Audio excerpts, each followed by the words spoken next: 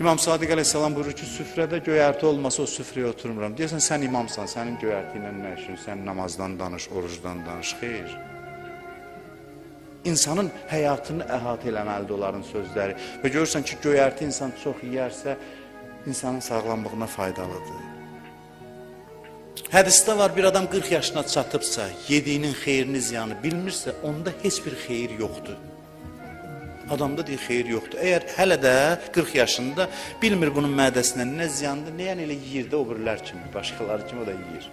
Bilmir ki, bu olar, olmaz, ziyandır, xeyirdir, bunu bilmir.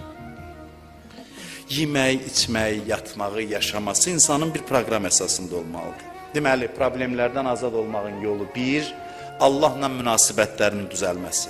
2, özünün özü ilə münasibətlərinin düzəlməsi. İnsan öz həyatını tənzimləsin. Bir daha deyirəm, hər cəhətini tənzimləsin. Müəyyən vaxtlarla hərəkət eləsin, saatlarla hərəkət eləsin. Ağ geyinin deyirdin. Ən gözəl rəng ağ rəngdir geyinmək üçün. Ağ rəngdə məqsəd nədir? Təmizdir, bizi natəmizliyi tez üzə çıxardır. Balaca ləkə düşdüsə, onu üzə çıxardır, göstərir.